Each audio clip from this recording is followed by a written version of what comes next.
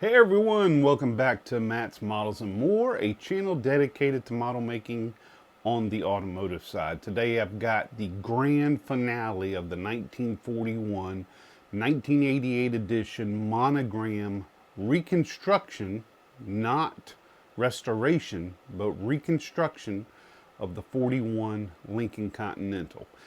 Did enter its first show this weekend, and I did not announce that to anybody. It was the weekend that just passed, and a couple of people noticed it and said, "Oh, I see you didn't give us a heads up about the about the Lincoln." So, yeah, I kind of there was a couple of videos there I had to skip, and a couple of things I did not record, and I'll go over all that at the bench. So let's check it out.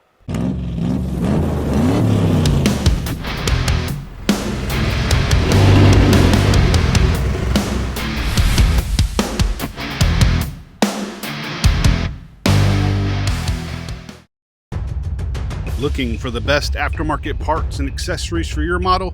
Look no further than MCV Products. Bring your models to life at mcvproducts.com.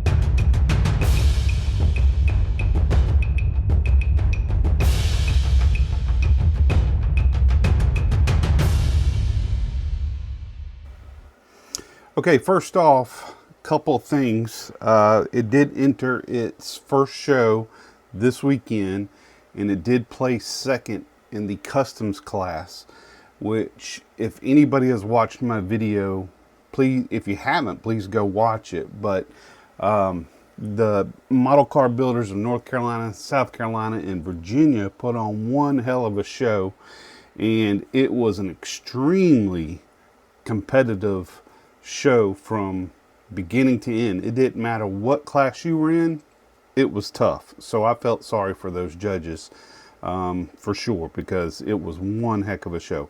So it did enter in and won second place in the customs class. Now, on the way there, I did get some damage. First of all, the hood ornament is gone, and that was a super intricate part that I took the time to cut, paint, install, all that stuff. And then I made a separate foam piece to hold this hood, and I found out because from my friend Dano from Lead'em Rack Scale Models, see that? That's because I didn't give enough time for this clear to gas out, and I stuck it in the foam, and it was super soft foam. It's what I put my cars in a box to take them to shows, and I took 7 cars to this show. But as you can see there, I'm gonna have to sand all that back down and re-clear it and find another emblem to take its place. So I did get some damage here, so I'll have to fix that, and I'll probably do a video on how I fix that. So also, you can tell we went in a completely different direction from what I originally started this car from, and there was a reason for that. First, I wanted to do it in the champagne color, and I showed everybody in episode 1 or episode 2 of this build that I was going to do just a plain champagne color with the burgundy velour top, and it was going to have velour interior as well, and that didn't work out, mainly because I'm going to flash up on the screen here. These are the 4 colors that I used from Tropical Glitz. Started off with the champagne because, well, let me back up. Started with a base coat of white, and I used Tropical Glitz white, and then I put the champagne over it, but it was giving me more of a gold tone, and not really what I was looking for. And what's wild is I did a spray out and tested that spray out and showed everybody that spray out, but it turned out completely different for some reason on the car. So just shows you can do a card spray out, but because of the shapes of the car and all that stuff, it can come out a little bit different sometimes. So it was a little bit darker than I was wanting. So then I said, well, let me put some 24 karat gold on there, which is another base color. And I sprayed that on there, hoping to maybe brighten it up a little bit. And no, it just made it more gold, which I should have known that, which is okay. We always work with what we have, and we can always fix it. I wasn't going to put it in the dunk tank, so I said, you know what? Let me see if I can do some shadowing on here. And I went with some darker candies that you'll see there. And what I started to do is just started to airbrush some darker candies. I think it was the maple syrup I started with, and just did some shadowing around the fenders, the entire bottom, around the fender here, just lightly around the fenders, and then did some here just to accentuate the features that we were doing to the car. And also, I'm going to show you here these tail lights. I'm going to pop up here the tail lights. I started with masking everything off to make sure I had a straight line going across, and once I knew exactly where I wanted the lights, these lights were provided to me by a good friend, Steve Birch. He is the president of our CAMS club, and he said, I posted on our text group, I said, hey, I want to put some Cadillac tail lights in this Lincoln. And nobody said, what are you talking about? Steve jumped right up and said, yeah, I got some. I'll mail them to you. So he mailed them to me. I got them within a couple of days. And then I started drilling the holes out, as you can see there. Drilled the holes out after I got them measured. And I wanted them at an angle so that one could stand out a little bit further on its edge and kind of go in to go with the shape of the fender, because the way this wraps around the back, since I deleted the bumper, the rear bumper, I wanted these tail lights to kind of go with the shape that it's doing in that U pattern. So I put the more blunt lights at the top and put the more pointy ones at the top, I mean at the bottom, because those were two separate cars. I think one was a Cadillac, and I can't remember what the bottom ones were for, but he sent me like 6 of them, so I had a good choice to choose from. And I just thought it gave it a good, especially from the side angle, it just gives it that good, you know, point. Looks like it's moving when it's standing still, and that's what I was looking for, and that nailed it. So that's why I say this is a reconstruction and not a restoration, because I completely went a different direction. So that was the tail lights. Now going back to the headlights, I apologize. I said in one of those videos I was going to show y'all how I did this, and I thought I had the camera on. And this has happened to me a couple times here lately. I need to slow down and pay attention.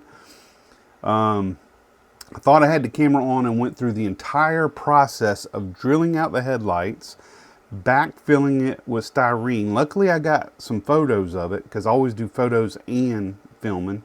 And I think going back and forth with that, that's where I messed up and didn't hit the record button.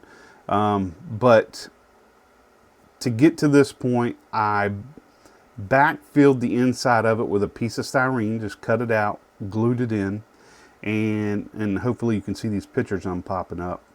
Then I came in, and once I painted it, I laid in a piece of bare metal foil and made it as a perfect circle as I can, using this tool that I did a review on, the circle cutting tool. I will preface this with this tool, even though when I first got it, it was working perfectly. I was cutting the styrene for these headlights, which was a little bit thicker than when I should be cutting with this, and this broke. The needle on it broke. So I tried to return it, but I was past my due date with Amazon. So just be warned, you can really only do tape and super, super thin styrene with that, because it will break. So back on subject here. So with the headlights, I also, if you look in the middle there, it looks like it has a bulb. That is actually a tire valve stem from Z-Force Model Works. They come really long, so I actually just cut it in half. And even cutting it in half was almost too long, because then when I went to go fill this in with the resin, I had to kind of set the car up in an unusual position to get a good dome on it. I filled it with resin, of course, and then, you know, dried it with the UV light. But you can see in the, especially on this one here, when I let the light hit it just right, you can see just how much reflective nature it has because of that bare metal foil and the clear resin. And you can kind of see it on the right side as well. But those are homemade headlights, and that's what I did. So to get that fringed look, I just drilled it out with a brad point drill bit, the same size of the hole, and I went slow because plastic will melt, of course. So just drilled through that really slowly, backfilled it with a piece of styrene so it was behind the headlight bucket and not with it or flat.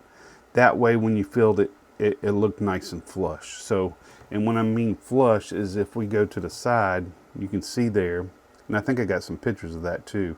It looks like it's kind of sunken in, if you can, not sunken in, but it rolls with the same line as the fender, and that's what I was looking for. So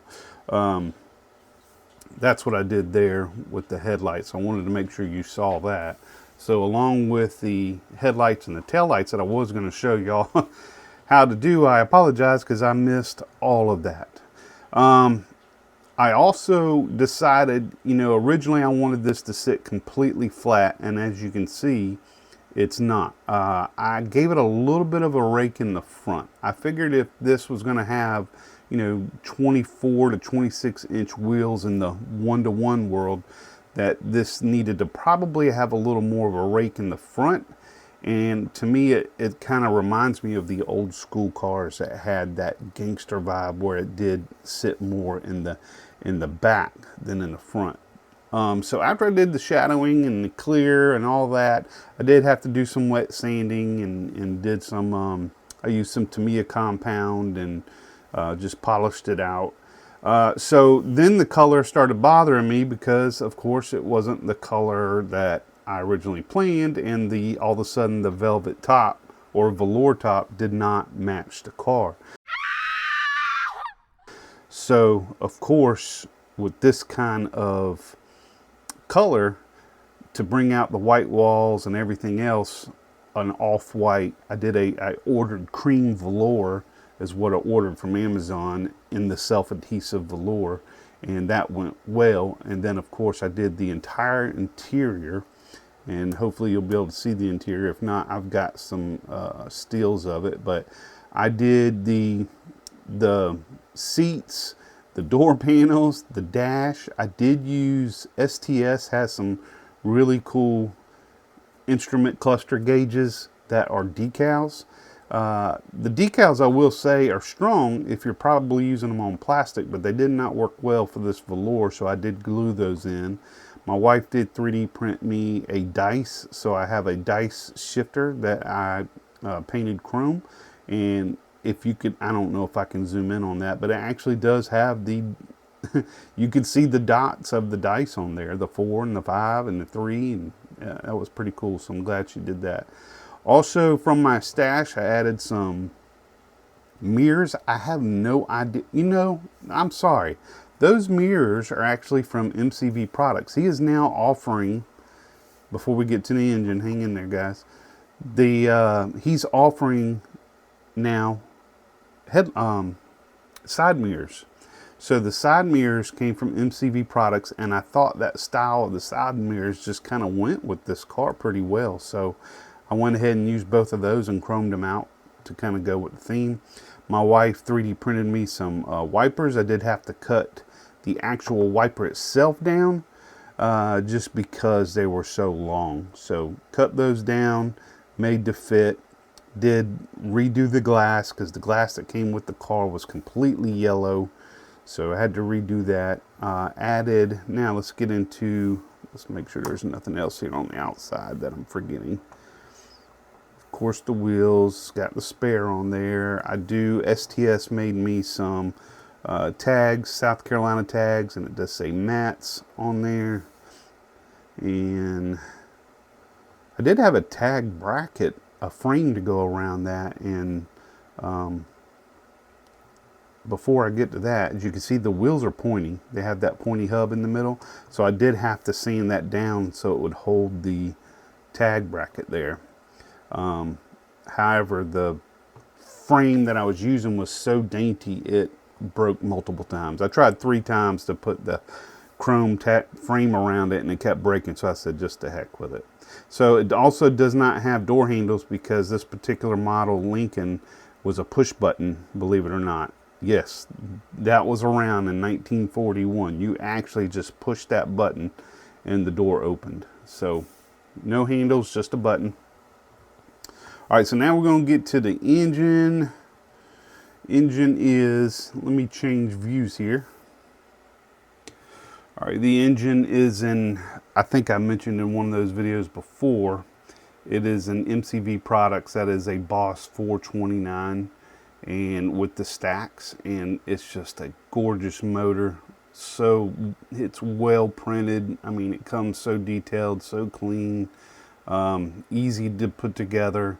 There's your radiator, guys. Everybody's wondering about the radiator. By the way, this is not a radiator in the back.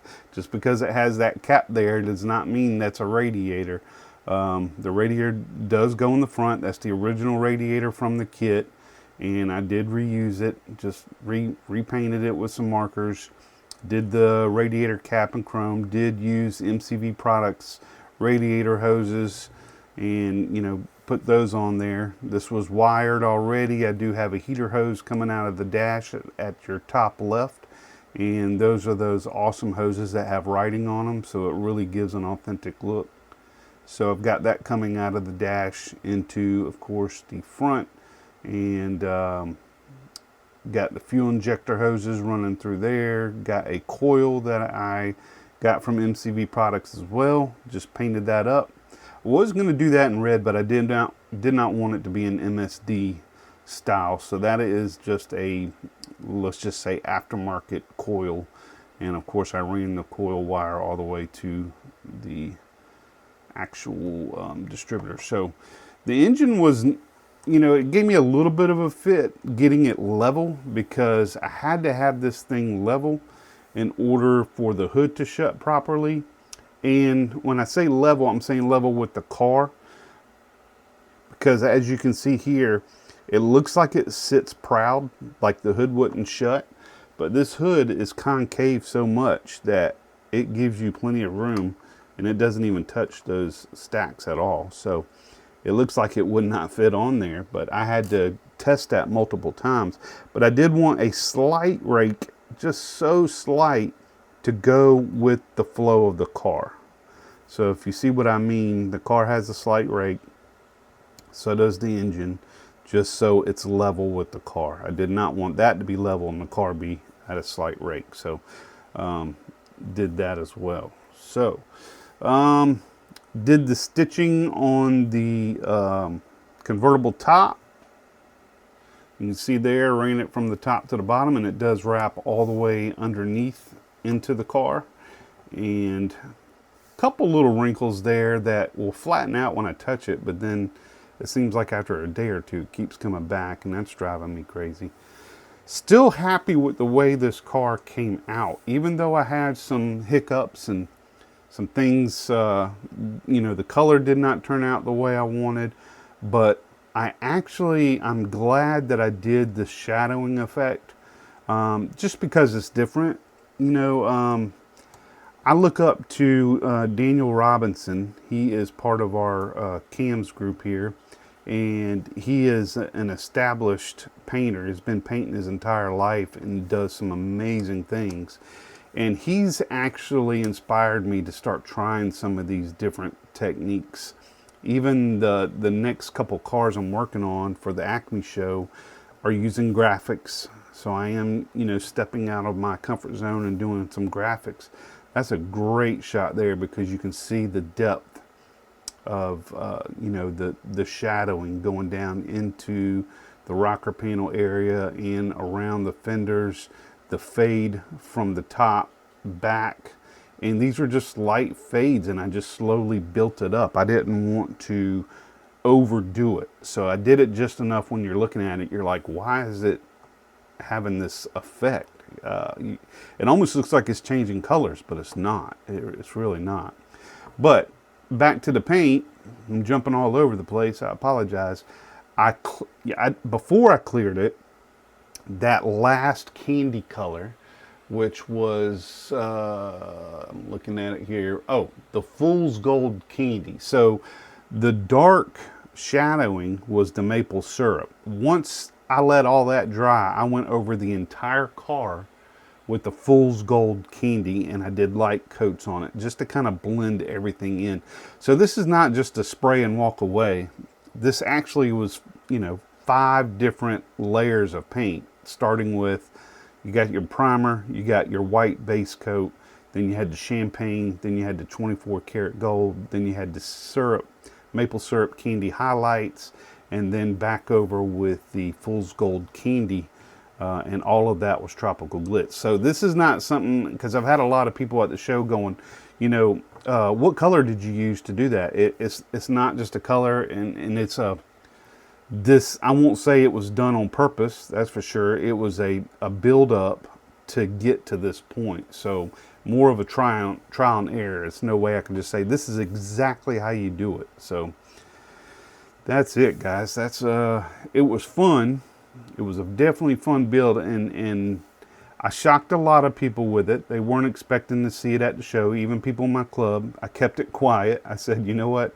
I'm going to try to rush to get this thing done. And I really didn't rush. It was on time. The only stupid thing I did was, put that in the darn foam, which I'll be able to fix this. So things happen when you go to shows. I even see that my steering wheel has fallen down a little bit, because I try to use so little glue. And in my darn, I have to go to the show in my 4Runner, and my 4Runner can hit a bump. And that thing's already glued into place now, doggone it. I can hit a bump with my 4Runner, and no matter how well I have all my cars packed, something will mess up, it seems like. So I always bring an emergency kit with me. But no matter what I have in my emergency kit, there's no fixing that at a show, I should say. So I still put it on the stand. It was on the stand like that. I was going to let everybody see my mistakes, and I even showed people my mistakes, and it's still 1 second, so I'm proud of that. Now I'm going to show all y'all. This is funny, okay? I did this on purpose. I did not finish underneath this car because I knew it was going to be sitting flat, so no suspension, no nothing. There's not even back tires on there, which I did tell you I was going to do that. So I decided to do a little trick for everybody. Nothing to see here. Busted. So as you can see, that is still in primer on the bottom. I did run my headers. I did not run the drive shaft. No rear axles. Look at that. See? Pay no attention to the man behind the curtain. Sometimes, if a car's not going to get picked up, there's no need for me to put a whole bunch of time and effort in that, because I will never turn this thing upside down other than to show y'all my little trick, because I knew that was going to sit under there. So let's say 20 years from now, if this model is still standing, kind of like I found the original one. By the way, here's a picture of the original. As you could see, it was purple. It was done well. It was not a bad job, but it was a model kit that's not easy to find, and I love the 1/24 scale. So in my mind, I knew this was going to sit down. I said, hey, there's no need for me to put tires on there. I even jokingly messed with Urban Order. I said I'm going to make him a t-shirt that says, save your wheels, use fender skirts. So I only had to use 3 wheels on this. So you got the 2 front wheels, of course, and the spare. So just showing you a little behind the scenes there, that not everything is what it seems. And I know I'm not the only one that does that. Matter of fact, I am positive I'm not the only one that does that, because I know some people that do this stuff, and it's almost how I learned. So there you go, guys. So I hope you like the way it turned out. I'm satisfied with it. I am definitely, it's one of those things when you start working on something and it takes such a turn that it surprises you, and I like that. So yeah, I like the fact that it surprised me, because I love it. I actually love it. Some little things here and there I need to fix, but it shocked everybody that was waiting to see it, and it's doing good at the show so far. So hopefully we can keep that momentum up. And now that everybody knows what the underneath looks like, I may not ever win another award with it. It's very possible. Everybody might be like, oh, yeah, you're cheating. Yeah, trust me, a lot of people do that. It's not a big deal, guys. 20 years from now, what I was saying is, if this thing survives and somebody looks underneath there, hopefully they'll get a kick out of what I wrote on there. And that's what it's about. It's about having fun. So guys, that is it. I'm going to let you know, first of all, before we hop off, I've got some videos coming out with some reviews of some awesome products. And just to kind of give you an idea, I have a brand new Vortex shaker we're going to test. I've been testing it. I like to test the stuff before I review it and put a video out. A lot of people will, as soon as they get it, put a video out immediately. No, I'm putting it through its paces and gonna have the pros and cons of that, pros and cons of some other things. Like I got a new ultrasonic cutter, not from Hozo. Hozo sent me one, and if you've ever seen that review, it was not a good review, just because at that time they wanted $350 for that cutter, and they have come down on that. But I did have another company reach out and say, hey, test this and do a review on it. So I'm working with that as well. Kaleido sent me some new paints, some automotive paints. So we're testing those out as well. And I've got an awesome 3D kit that I'm going to do from Jay's Model Garage. I'm sure y'all have seen the NASCAR trucks that he's come out with, and a lot of people have those and have been showing those. Even the famous Mark Batson has got one, and he's doing one, but I'm doing one as well, and I want to go over it with y'all because this thing is awesome. So stay tuned over the next several weeks, because we got a lot of stuff coming out, and it's going to be cool. So hang in there, guys. So appreciate every single one of you. Please like, subscribe, and share this video. Likes are more important than everything. So if you can give me some thumbs up, that's all I need. It takes you 2 seconds. Just hit the thumbs up. And even if you don't subscribe, just please give me a like. And until next time, keep on rolling.